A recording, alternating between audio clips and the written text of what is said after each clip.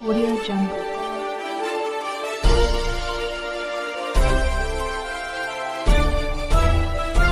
Audio Jungle. Star Chhatrapati Shivaji Maharaj Chowk येथे महाविकास आघाडीच्या कार्यकर्त्यांचा 3 तास रास्ता रोको. उदगीर शहरातील छत्रपती शिवाजी महाराज चौक येथे 1 जुलै रोजी राज्याचे क्रीडा मंत्री संजय बनसोडे यांच्या वाढदिवसानिमित्त कार्यकर्त्यांनी क्रीडा मंत्री संजय बनसोडे यांचा जंगी स्वागत केला होता. स्वागताच्या वेळी कार्यकर्त्यांनी "कोण आला रे कोण आला, अजितदादांचा वाघ आला" अशा घोषणा दिल्या होत्या. तर महाविकास आघाडीच्या कार्यकर्त्यांनी "कोण आला रे कोण आला, अमित भैयाचा बाप आला" अशा घोषणा अजित पवार गटाच्या कार्यकर्त्यांनी दिल्याचा आरोप केला. कॅबिनेट मंत्री संजय बनसोडे यांची बदनामी करण्याचा प्रयत्न केला जात असून अजित पवार गटाच्या कार्यकर्त्यांनी उदगीर शहर पोलीस ठाण्यात गुन्हा दाखल केला. त्यावरून उदगीर मतदारसंघात वातावरण तापले. याच कारणावरून 5 जुलै रोज शुक्रवारी सकाळी 9 ते 12 वाजेपर्यंत छत्रपती शिवाजी महाराज चौक येथे महाविकास आघाडीच्या कार्यकर्त्यांनी 3 तास रास्ता रोको आंदोलन करून महाविकास आघाडीच्या कार्यकर्त्यांवर शहर पोलीस ठाण्यात दाखल करण्यात आलेल्या गुन्ह्याचा निषेध केला. रास्ता रोको आंदोलनामुळे शहरातून होणारी वाहतूक इतरत्र मार्गाने वळवावी लागली. यावेळी आंदोलनस्थळी मोठा पोलीस बंदोबस्त लावण्यात आला होता. तिच्या विरुद्ध आपण रोषपूर्वक आंदोलन करत आहोत. मित्रहो, उदगीर मतदारसंघाची ही संस्कृती नाही. आपल्या जिल्ह्यामध्ये ज्या जिल्ह्याचं नेतृत्व आदरणीय विलासरावजी देशमुख साहेबांनी केले, त्या जिल्ह्याची ही संस्कृती नाही. कधीही विलासराव साहेबांनी सूड भावनेचे राजकारण या जिल्ह्यामध्ये केलेलं नाही.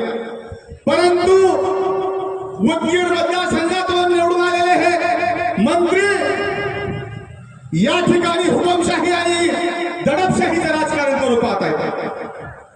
पण त्यांना मी सांगू इच्छितो, उदगीरची जनता ही कधीही हुकुमशाही आणि दडपशाहीला मानणारी नाही.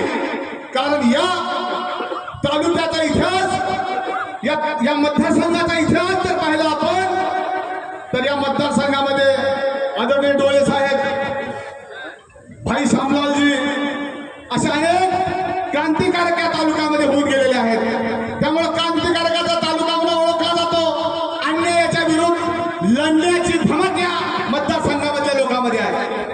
त्यामुळे आपण चुकीच्या पद्धतीचे जर गुन्हे दाखल करत असाल तर निश्चितपणे उदगीरची जनता आपल्याला माफ करणार नाही, हे विसरू नका. मी एक या ठिकाणी गोष्टावरून सांगतो. आपल्या ग्रामीणचे PI पवार साहेब, त्यांना एका प्रकरणामध्ये एका अधिकाऱ्याचा फोन आला आणि त्यांनी त्या अधिकाऱ्याला सांगितलं आणि लोकप्रतिनिधीला सांगितलं, साहेब मी चुकीचा गुन्हा दाखल करणार नाही. अशा पद्धतीचं प्रत्येक पोलीस अधिकाऱ्याची जर भूमिका असती तर निश्चितपणे या ठिकाणी चुकीचा गुन्हा दाखल होऊ शकला नसता. मी या ठिकाणी आवडून सांगतो. कारण ज्यांनी घोषणा दिल्या त्यांच्या विरोधात गुन्हा न दाखल होता, ज्यांनी त्याच्यावरती प्रतिक्रिया दिल्या त्यांच्यावरती जर गुन्हा दाखल होत असेल तर हे मात्र निश्चित या उदगीरच्या संस्कृतीला सोडण्यासारखं नाही. त्यामुळे मी पोलीस प्रशासनाच्या अधिकाऱ्याला विनंती करणार आहे, साहेब आपल्याला एक शपथ दिली जाते, भारताच्या प्रत्येक नागरिकाचं संरक्षण करण्याची जबाबदारी आहे माझी म्हणून.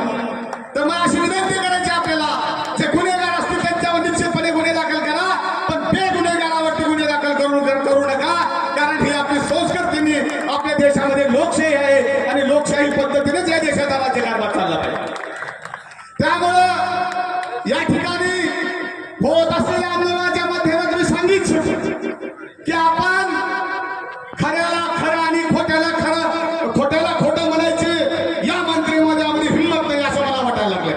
त्यामुळं आपण जर अशा पद्धतीने जाल तर निश्चितपणे आपल्याला उदगीरची